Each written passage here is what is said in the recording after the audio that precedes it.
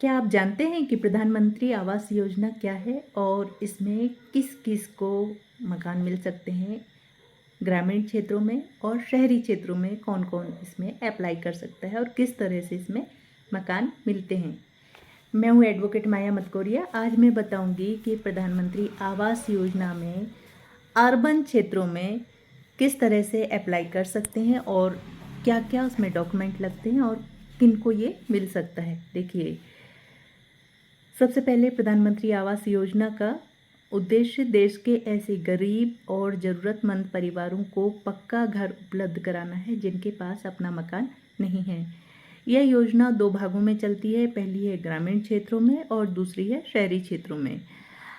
किसी ने मुझसे प्रश्न पूछा कि किसे इसका लाभ मिलता है। यदि आपके परिवार के किसी सदस्य के नाम पहले से पक्का मकान है या आपने पहले किसी सरकारी आवास योजना का लाभ लिया है तो सामान्यतः आपको इस योजना का पात्र नहीं माना जाएगा। इसके अलावा सरकार आपकी आय, परिवार की स्थिति और अन्य पात्रता शर्तों की भी जांच करती है। देखिए, अब कहते हैं कि आवेदन कैसे होता है, इस पर हम डिस्कस करेंगे। आवेदन के लिए देखिए, यदि आपने ग्राम पंचायत, नगर निगम, नगर पालिका या कॉमन सर्विस सेंटर के माध्यम से आवेदन किया है, कई मामलों में ऑनलाइन आवेदन की सुविधा भी उपलब्ध रहती है।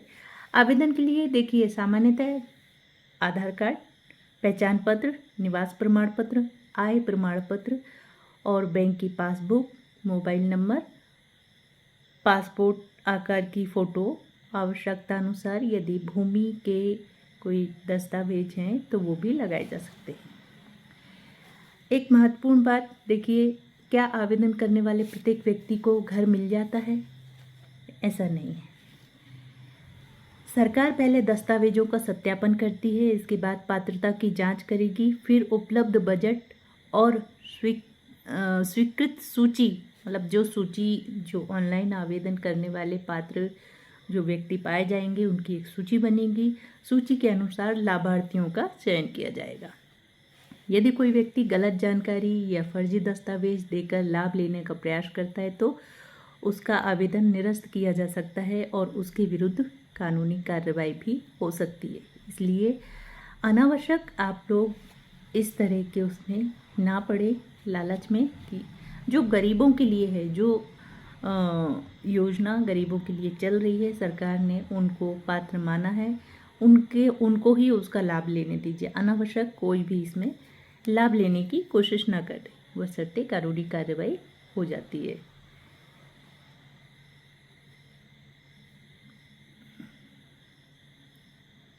देखिए, जो प्रधानमंत्री आवास योजना है जो ग्रामीण क्षेत्र में है उसे PMAY-G कहते हैं। जी मीन्स ग्रामीण। और जो शहरी क्षेत्रों में है उसे प्रधानमंत्री आवास योजना शहरी यानी PMAY-U 2.0 शहरों में रहने वाले पात्र परिवारों के लिए होता है। नहीं, ऐसा नहीं है कि अगर आपने आवेदन किया है और तुरंत प्रभावी हो जाता है, आवेदन तुरंत मिल जाता है, ऐसा नहीं है। शुरुआत में एक सवाल ये होता है कि तुरंत एक महत्वपूर्ण तथ्य बताया जाता है, सिर्फ आवेदन करने से घर नहीं मिलता। दर्शकों को अंत तक देखने, कहने का मतलब है कि आप तुरंत किसी ने, यदि जो गरीब हैं इस योजना में आ रहे हैं, उन्होंने आवेदन किया, तुरंत नहीं मिल जाता है। किसी ने प्रश्न किया क्या तुरंत मिल जाता है? तुरंत नहीं मिल जाता है। इसमें देखा जाता है पूरा कि आपकी आय क्या है, आपकी परिवार की स्थिति क्या है, क्या आप सच में इस योजना के अंतर्गत आ रहे हैं, आप पात्र हैं।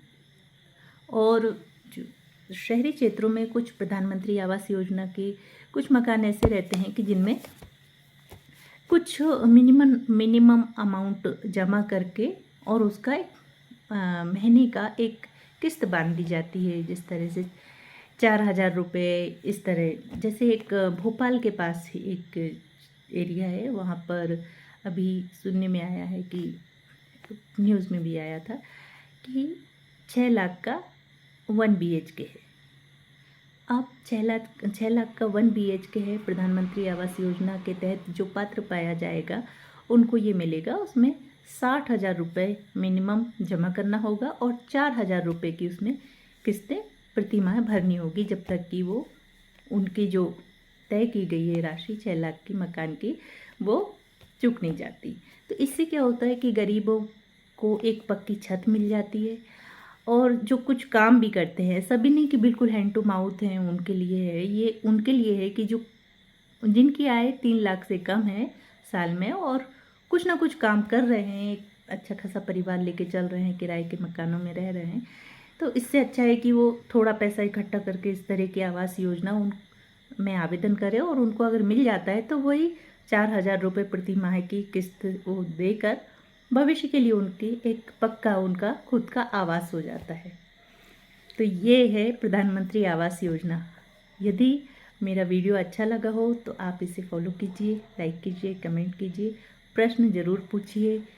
कल ही मुझे किसी ने बोला कि किसी ने प्रश्न मैसेंजर पर भेजा था कि इस पर आप बताइए। हालांकि देखिए, आज के समय में सोशल मीडिया और हम गूगल से सब कुछ सर्च कर सकते हैं, लेकिन बहुत सी चीज़ें ऐसी होती हैं कि जो व्यवहारिक में में कुछ और होता है और लिखित में कुछ और होता है, गूगल में कुछ और लिखा रहता है, लेकिन जो हम सरल भाषा में जब बताते हैं तो ये बहुत बहुत बहुत दूर तक लोगों के पास जाता है, लोग समझते हैं, लोग कांटेक्ट करते हैं। क्योंकि मैं एक वकील हूँ तो मुझसे कई लोग